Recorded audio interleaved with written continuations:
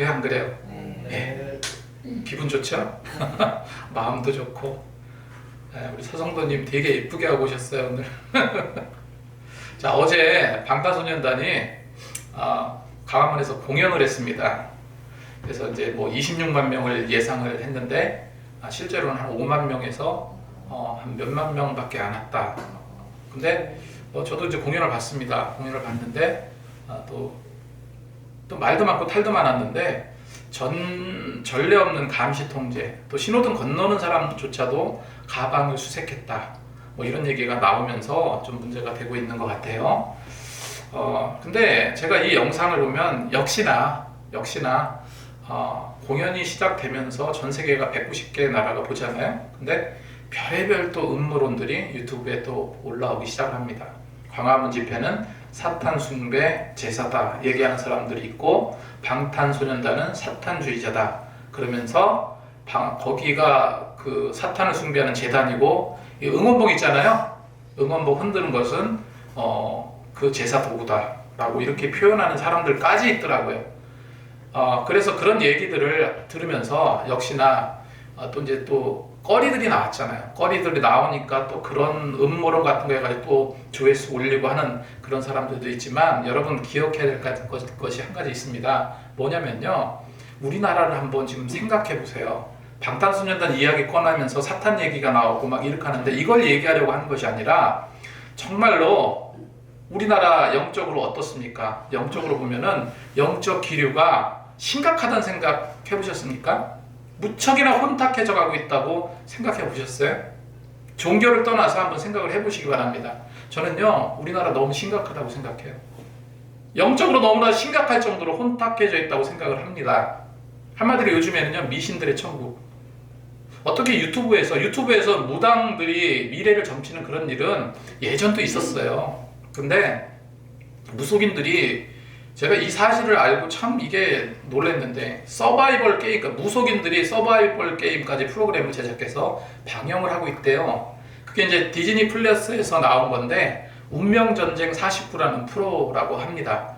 이걸 방영하고 있는데, 여기 어떤 사람들이 나오냐면요, 무속인이 나오고, 사주 전문가, 타로 전문가, 그리고 무슨 관상가, 또 이렇게 소위 점치는 그런 운명술사들이 나와서 그 49인이 출연을 해서 뭐를 하냐면요, 다양한 미션을 하고, 그 미션에서 뭐 과거를 맞추고 뭐를 맞추고 잘 맞추면 어쨌건 최고가 되는 거예요. 그렇게 해서 최고의 1인을 가리키는 서바이벌 방송 프로그램이라고 합니다. 여러분, 이게 참 말도 안 되는 것 같잖아요, 그죠? 어떻게 그런 일이 있을까? 근데 이 프로그램이 그렇게 인기가 많대요. 이건 여러분, 한마디로 말하면요, 이건 영적으로 정말로 건강하지 못하다는 증거예요. 우리 또 역으로 생각하면, 우리 교회가, 복음을 전하는 우리가 제대로 일을 감당하지 못한 것도 이유가 충분히 되고 있다는 거죠. 여러분, 이런 건강하지 못한 나라, 우리나라, 미신에 빠져 있고 점술에 빠져 있는 이 나라, 여러분 어떡하시겠습니까? 우리 믿는 자들이 영적으로 치유해야 되지 않겠습니까? 오늘 본문에 에베소라는 도시가 나와요. 에베소라는 지역이 나오는데, 우리나라 지금하고 똑같아요. 복사판입니다. 미신들이 만연했고요, 우상과 타락이 가득한 도시였어요. 당시에는요, 저마다 사람들이 행운을 갖다 주는 것으로 이 마술을 부릴 수 있는 책 있죠. 마술 부리는 책들을 끼고 살았다고 해요. 자기도 막 끼고 살면서 그거 하면은 복도 오고 행운을 가져다 준다고 해서.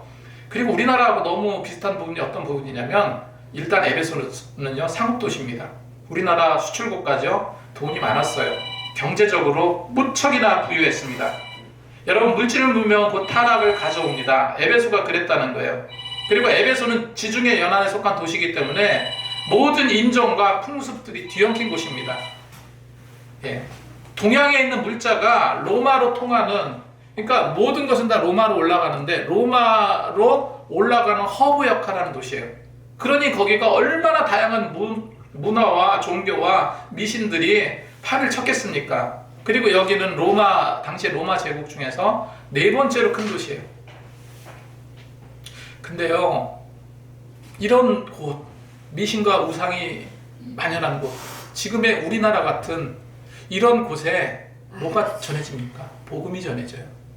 바울이라는 한 사람을 통해서 복음이 전해집니다. 바울은 두란노라는 곳에서 강의실을 빌려, 요즘으로 말하면 강의실을 빌려서 2년 내내 예수는 그리스도다, 예수는 하나님이시다, 진짜 신은 오직 예수밖에 없다라는 말씀을 선포하기 시작해요. 사람들은요, 처음에 콧방귀도 안 꼈어요.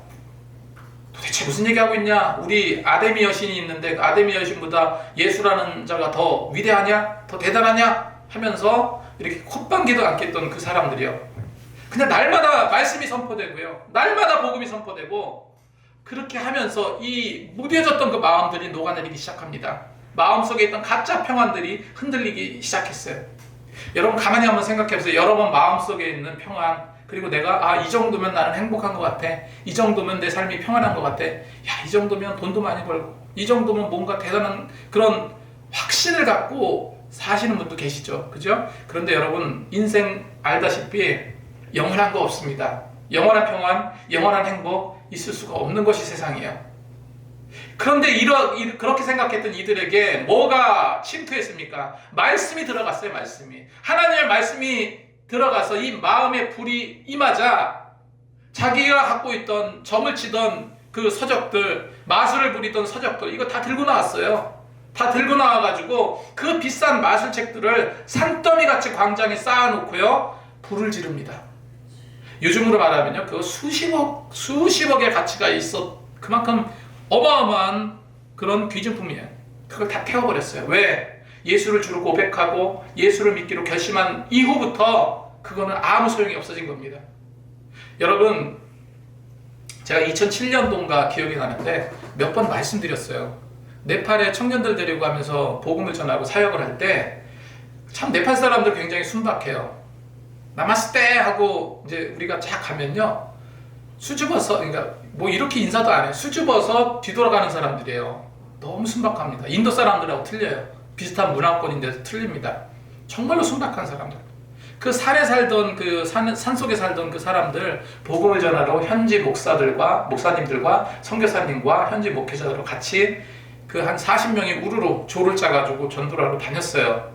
이 복음의 성과가 나타나기 시작했습니다. 그리고 오랫동안 힌두 문화에 젖어있던 수많은 신들을 섬겼던 그 사람들이요, 예수 믿기로 결심을 하는 일들이 제법 많이 생겼어요. 한 가지 기억나는 게, 한 40대 정도로, 그때 나이가 한 40대 정도로 보이는 네팔 여인이 있었습니다. 보통 우리나라 조선시대처럼요, 15살, 16살 되면 시집가요, 네팔은. 그러니까 40대 되면 어른인 거예요. 굉장히 큰 어른인 겁니다. 근데 네팔 여인에게 복음을 전했습니다. 그랬더니 예수 믿겠다고 고백을 했어요. 영접 기도도 했습니다. 아멘 하라니까 아멘도 해요. 그리고 말씀을 전하고 선교사님이 기도도 해줬어요. 그렇게 해서 돌아오려고 하는데, 다시 한번 그 청년 회장이 그 집을 이렇게 딱 쳐다보니까 그 집이 온통 힌두교 부족들로 가득 붙어 있었던 겁니다. 여전히 붙어 있었던 거예요. 그 힌두교 그림들, 뭐 무당들, 부족들, 이런 것이 걸려 있었어요. 근데 이게 너무 이제 저희는 보지 못했습니다. 그 회장이 그게 너무나 안타까웠던 거예요. 그래서 그 여인에게 다가가서 저기 붙어있는 예수 믿기로 이왕 결심했으면 저 수많은 신들, 부족들 다 떼울 수 있냐 그랬더니요, 아무 주저함 없이 그 자리에서 박박 뛰어내더라고요. 박박 뛰어내면서 그러면서 하는 말이 이거예요. 내가 시집 오기 전부터 붙어있던 것들인데, 그렇게 가족을 위해서, 행복을 위해서 기도했는데 저 신들은 아무것도 내게 들어준 것이 없다. 마음의 평안도 없고 어렵고 늘 힘들기만 하다 하면서 그거를 찢더라고요. 그날 저녁에 이제 운동장에서 부흥회를 열었는데 아마 그분도 왔을 거라고 저는 생각해요. 초대를 했기 때문에. 그리고 그 마을에 교회가 세워졌잖아요. 교회가 세워지고 지금 거기서 열심히 신앙생활을 할 거라고 저는 생각을 합니다. 그렇게 믿고 있어요. 여러분, 예수 믿는 거요, 이런 거예요. 결단하는 겁니다. 견뎌내는 거예요. 얼마나 견디지 못하게 할 일들이 나를 올가매고 있습니까? 여러분 맨날 도전받고 있잖아요. 여러분 삶 가운데서, 여러분 인생 가운데서 일이 됐던, 가정일이 됐던, 아니면 내 개인의 마음 상태가 됐던, 늘 도전받아요. 뭘 도전받습니까? 교회 가지 마라. 예수 믿는 거 왜 그렇게 믿냐? 여러분, 결단한다는 게 뭡니까? 이 많은 사람들이요, 미신과 마술책들을 불태워서 태워버리고 예수 이름의 능력으로 받아들이고 예수를 믿었던 것처럼요, 우리 심령 마음속에 여전히 존재하고 있는 부적 같은 거, 마술, 미신들, 여러분 심령 속에 자리 잡고 있는 그 미신들을요 끄집어내야 돼요. 긁어내야 돼요. 떨쳐내야 됩니다. 불태워버려야 돼요. 저는 가장 안타까운 게 오늘 예배 이렇게 오신 성도님들 너무 하나님께서 기뻐할 거라고 생각합니다. 정말로 귀한 일이죠. 바쁘고 피곤한 몸 이끌고 이전에 나온 거 굉장한 노력이라고 저는 생각을 합니다. 정말이에요. 정말입니다. 근데 여러분, 종교라는 건요, 우리 신앙이라는 것은 어느 선까지 올라가야 되냐면요, 체질을 바꿔야 돼요. 뭐를 바꾼다고요? 체질을 바꿔. 제가 예전에도 말씀드렸지만 어떤 사람이 습관을 넘어서 체질이 바뀌려면요, 그러니까 쉽게 말해서 어떤 일이 됐든 자동 반사적으로 행동이 나오는 걸 말해요. 체질이라는 것은. 예를 들어 한번 생각해 보세요. 우리가 걸어가는데 내가 왼발을 앞에다 가져다 댔으니까 여기 발목에 힘을 줍니다. 왼발에 힘을 줘요. 그리고 몸을 지탱했는지 확신이 내가 이제 생각을 하는 거야. 마음속에 확신을 들고, 확신이 들었을 때 오른발에 반대쪽 발에 다시 발목에 힘을 주던 것을 조금씩 덜 주면서 천천히 발을 떼서 수평을 유지하면서 앞에 있는 왼발 앞으로 다가가서 힘을 다시 줘요. 그리고 몸의 균형이 맞았는지를 보고 다시 또 왼발, 다시 또 오른발, 눈은 상방을 주시하고, 이런 등등의 역할을 우리가 지금 너무나 자연스럽게 반사적으로 하고 있습니다. 뇌가 그걸 느끼지 못할 정도로 우리는요, 그 강도를 느껴가면서 걸어가고 있어요. 그죠? 그냥 왼발 오른발 이렇게 걷는 것 같은데 사실은요, 어때요? 조금만 경사진 것도 내 스스로 머릿속에서 이미 계산해가지고 어느 정도 압력을 줘야 되는지 자동적으로 하면서 걸어간다니까요. 여러분, 이거 한번 생각해보세요. 이거 그냥 쉽게 됐습니까? 어렸을 때, 아기 때부터요, 여러분들 걸음마 하면서 계속 반복한 거예요. 계속 반복적으로 엄청난 반복 학습을 통해가지고요, 습관이 되고 습관이 넘어서 체질이 돼버린 거예요. 그래서 지금과 같이 걷는다는 것이 자동 발생적으로 걸어가면서, 그리고 걷기만 하지 않잖아요. 걸어가면서 노래도 하고 또 뭐도 합니까? 딴 생각도 해요. 계산도 합니다. 설계까지 머릿속에 다 짜면서 걸어가요. 그래도 넘어지지 않습니다. 이렇게 되기까지 얼마나 큰 노력과 수만 번의 반복 교육이 있었던 거예요. 사실은 체질을 바꾼다는 것이 그런 거예요. 그런데요, 아까도 말씀드렸지만 다른 시간 예배 드리는 거 너무 소중하고 귀한데 이거 하나로 되겠냐는 거예요. 어떻게 해서든지 우리는 그래서 몸부림쳐야 되는 겁니다. 어떻게 해서든 내가 더 많은 시간을 들여서 예배 드리고 더 많이 기도하고 앉으나 서나 말씀에 묵상하고 반복적으로 내 삶에, 내 모든 것에 체질을 바꾸려고 노력하는 거, 여러분, 그게 진정한 신앙인의 모습이 아니겠습니까? 사도행전 이 똑같은 주제를 선포하면서, 여러분, 제가 처음에도 말씀드렸고 지금도 말씀드렸는데, 여러분 지금 내가 어떤 테마로 말씀을 전하는지 기억하세요? 기억 못하시죠? 제가 처음에 이렇게 말씀드렸어요. 제가 사도행전 10에서 12장면을 뽑았다라고 말씀드렸습니다. 그 12장면은 똑같은 주제다라고 말씀드렸어요. 뭡니까? 우리 올해 표어죠. 선포하고 기도하고 달려가자. 여태까지 똑같은 주제로 해왔던 거예요. 그 똑같은 주제가 있을 법한 본문들을 제가 발췌를 해서 말씀드리고, 올해 지금이 11번째입니다. 11번째. 다음 주면 끝이에요. 근데 그냥 그거를 의식하지 않고 들었다면은 그냥 매번 같은 설교, 아니면 조금 변화 있는 설교, 이 정도로만 느꼈을 거예요. 근데 사실은 선포하고 기도하고 달려가자, 요 주제, 요 대지에 대입되어 있는 거예요. 제가 왜 이렇게 했겠습니까? 반복이 필요하다고 생각을 한 거예요. 반복. 체질까지는 우리가 나가지 못하더라도 습관화되기 위한 그런 노력이었던 겁니다. 여러분, 그걸 좀 기억해 주면 좋겠어요. 그래서 노력이 필요합니다. 그래서 노력을 하자고요. 주일 예배 빠지지 마시고, 또 나오시는 분들은 주중 예배도 도전해 보시고, 자, 새벽도 도전해 보시고, 여러분 하루에 한 번 기도했다면 이제 2번, 3번 하세요. 이제 그럴 신앙 됐잖아요. 그리고 다 건강한 어떤 영성을 만들기 위해서 한번 노력해 보자는 겁니다. 언제까지 이 타락한 이 미신으로 가득한 우리나라 그냥 쳐다만 보고 있겠습니까? 그거 보고 프로 보고 히히거리면서 야 재밌네 신기하네 이렇게 여러분 하실 겁니까? 안 되잖아요. 여러분 바울은 우상과 미신천국인 에베소에 대단한 마술을 부린 것도 아니에요. 거기서 무슨 성령의 기적을 일으킨 것도 아닙니다. 어떤 정치적인 혁명을 일으키지 않았어요. 뭐만 했습니까? 하나님의 말씀만 전했어요. 하나님 끈질기게 가서 선포했을 뿐인데 에베소 전체 영적 기류가 바뀌어버린 겁니다. 여러분 이런 에베소의 놀라운 부흥 현장을 우리가 목도하면서 놓치지 말아야 될 영적 원리들을 한번 간단하게 살펴보려고 해요. 첫 번째로요. 여러분 우리 신앙은 날마다 이어야 합니다. 한번 따라하겠습니다. 우리 신앙은 날마다 해야 한다.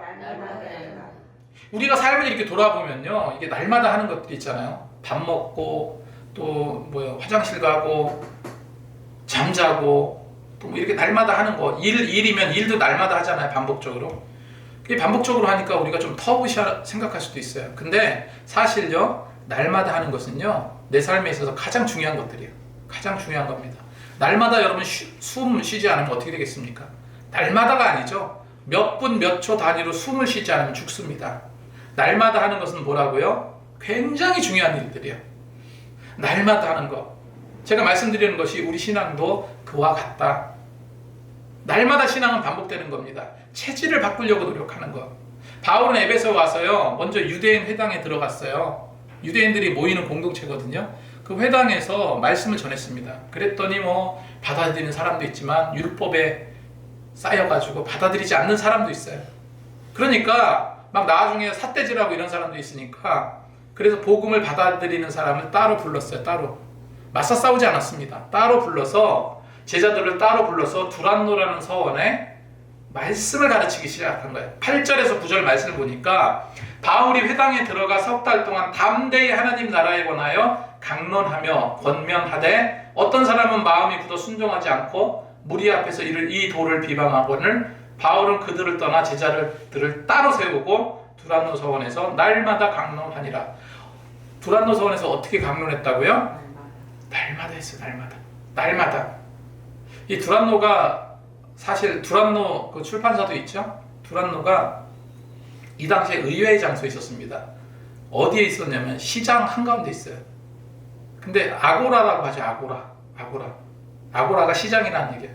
그 안쪽에 시장에 당시에 이제 철학자들이나 좀 말하기 좋아하는 사람들이 그런 곳에 모여가지고 토론도 하고 철학도 논하고 또 때로는 강의도 하고 이런 곳이 있었어요.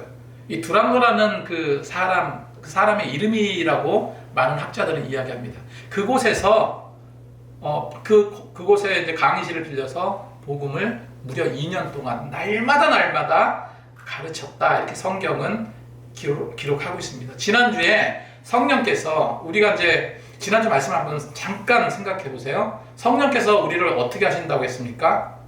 믿음 안에서 하나 되기 원하지만 또한 구별돼서 따로 세우기를 원하신다. 성령께서 말씀드렸죠? 마찬가지로요. 여기서 따로 세웠다라고 기록하고 있어요. 헬라어로 아포리센이라는 단어인데요. 이거는 경계를 긋다, 구별짓다 이런 겁니다. 그래서 하나님은 우리를 구별시키기 원하세요. 지금도. 바울은 이렇게 정말로 어렵고 힘든 땅에 그 도시에 제자들을 따로 떼어서 어찌 보면 말씀의 인큐베이터 안으로 밀어 넣어서 인공호흡을 시킨 거예요. 살려내기 위해서. 영혼을 살려내기 위해서. 우리가 그래서 지금 예배드리고 이런 거요. 거저된 거 아무것도 없습니다. 처음에 그렇게 시작된 거예요. 그래서 두란노 서원에서 날마다 가르쳤듯이요. 우리의 신앙도 우리 믿음도요. 한결같아야 됩니다. 날마다여야 한다는 거예요. 우리 마음 상태를 여러분 잘 알잖아요. 저도 그렇고 여러분도 그렇고. 얼마나 그 변화무쌍합니까? 우리 마음이.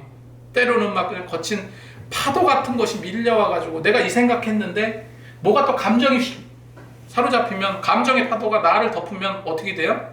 또 다른 거 판단하고 다른 생각하고 게다가 우리를 계속해서 공격하고 무너뜨리려는 그런 마음의 상태들이 계속 오잖아요. 이런 것들을 여러분이 이겨내고 날마다 한결같은 모습으로 주를 섬기기 원합니다. 그것이 믿음 생활이에요. 그리고 강론하다라고 이야기하는데 이건 일방적인 연설이 아닙니다. 쉽게 말해서 신앙을 토론하는 거예요. 여러분 성경 공부하는 거 지루하다고 생각하십니까? 성경 공부하는 거 재밌어요. 제가 지금은 이제 안산으로 안산이 아니라 어디죠? 일산으로 이사 가셔서 안 나오지만 문인기 성도님 잘 아실 겁니다. 한번 이제 저랑 이제 알게 돼서 이제 제가 전도해서 오신 분인데, 우리 둘이 성경 공부하자고 그랬어요. 성경 공부 어려운 거 아니다, 우리 둘이 하자, 그렇게 얘기했는데 되게 부담스러워 하더라고요. 그래서 다음에 할게요, 다음에 할게요, 이렇게 얘기하다가 어느 날 시간이 좀 됐는지 지금 성경 공부라는 거 한번 해보면 안 될까요? 그런 거예요. 그래서 오시라고 해서 교회에서 1대1로 성경 공부를 했어요. 이제 묻는 거 답변하고 말씀을 찾아보고 성경을 읽어가면서 그렇게 했어요. 그때 너무 재밌어 하는 겁니다. 1시간 반이 지났는데도요, 근데 좋아하더라고요. 그래서 어떤 때는 이 성경 공부하는 게 너무 좋다고 일주일에 2번 이상 교회에 오신 적도 있어요. 이처럼 바울이 성경 내용을 알려주고 토론하고 우리 문제들과 짚어가면서 그렇게 말씀을 전했던 거예요. 그랬더니 성경 말씀이 너무너무 이들에게 있어서 재밌었던 거죠. 그 말씀이 내 심령에 쌓이게 되면요, 역사하는 힘을 갖게 된다는 겁니다. 그래서 히브리서 4장 12절 말씀해 보니까 하나님의 말씀은 살아있고 활력이 있어 좌우의 날선 검보다 예리하며 마음의 생각과 뜻을 판단한다 이렇게 성경은 기록하고 있는 겁니다. 그래서 말씀이 칼이 된 거예요. 말씀이 칼이 돼서 마음을 찔러버린 거예요. 그래서 우상숭배, 그 허망한 그 모든 것들을 버리기 시작했던 거예요. 여러분, 두란노 서원이 날마다 성공할 수 있었던, 사역에 성공할 수 있었던 비결은요, 날마다 말씀이 채워졌기 때문이라고 하는 겁니다. 그래서 이 날마다 기도하고 날마다 말씀을 누리는 우리 삶이 되었으면 좋겠습니다. 무엇보다 제가 계속해서 끊임없이 드렸던 말씀이 뭡니까? 여러분, 기도하고 계십니까? 기도하고 계세요? 영적 분별의 힘은요, 오직 기도라 계속 말씀드립니다. 내 환경과 감정의 파도가 자꾸 우리 마음을 무너뜨리려고 하는데, 이 모든 것을 이겨낼 힘은요, 기도밖에 없음을 여러분 기억하시기 바랍니다. 자, 두 번째, 선포하시기 바랍니다. 우리 한번 따라하겠습니다. 선포하자. 10절 말씀을 보니까 이같이 2해 동안 하니 아시아에 사는 유대인이나 헬라인이나 다 주의 말씀을 듣더라 했습니다. 이때 많은 신학자들이요, 이렇게 말합니다. 이때가 보통 이제 당시 사람들은요, 낮잠을 잤대요. 그러니까 보통 낮잠은 11시에서 4시 사이에 사람들이 이제 너무 더우니까 그때 잠을 잔 거예요. 그때 가르쳤대. 그때 졸릴 때, 그때 그냥 서원을 빌려가지고요, 그냥 악셀레터를 그냥 팍 밟아버린 거예요. 그렇게 했을 때 많은 사람들이, 기적 같은 역사들이 일어났던 겁니다. 여러분, 이게 말씀의 자생력이죠. 그래서 이사야 55장 11절 말씀에 내 입에서 나가는 말도 이와 같이 헛되이 내게로 되돌아오지 아니하고 나의 기뻐하는 뜻을 이루며 내가 보낸 일에 형통함이니라, 이렇게 기록하고 있습니다. 그래서 이 교회에 선포되는 메시지, 여러분의 입술에서 또한 복음이 선포될 때 그 말씀은요, 그냥 스스로 달려가서 영혼들의 심령을 꿰뚫고 그 심령들의 마음을 움직이게 한다는 겁니다. 믿고 선포하시기 바라요. 할렐루야. 입술을 좀 떼세요. 입술을. 가서 좀 복음 좀 전해보세요. 내 옆에 있는 내 친구들, 내 아는 사람들 복음. 할렐루야. 그렇게 하실 줄로 믿습니다. 자, 마지막입니다. 우리 함께 달려가기 원합니다. 한번 따라하겠습니다. 달려가자. 자, 말씀으로 힘을 얻고 우상을 불태우고 우리는 어떻게 됩니까? 질주해야 돼. 질주해 나가야 돼요. 그래서 20절에 이 사역의 결론입니다. 뭐라고 나옵니까? 20절 말씀을 보니까 이와 같이 주의 말씀이 힘이 있어. 뭐가 힘이 있어요? 주의 말씀이 힘이 있대요. 주의 말씀이 힘이 있어 흥왕하여 세력을 얻으니라. 할렐루야. 주의 말씀은 힘입니다.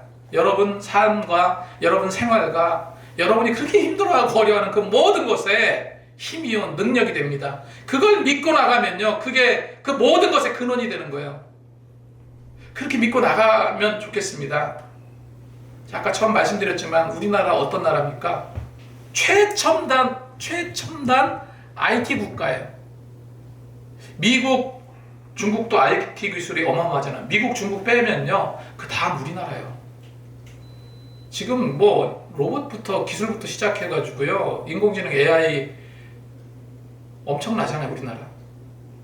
그렇게 최첨단의 나라, 최첨단의 국가, 모든 그 테크놀로지, 그 모든 것이 완벽한 정말로 이런 나라, 최첨단을 갖고 있는 이 나라가 최고의 미신의 나라가 되어버렸다는 이런 상황, 여러분 우리는 인정할 수밖에 없잖아요.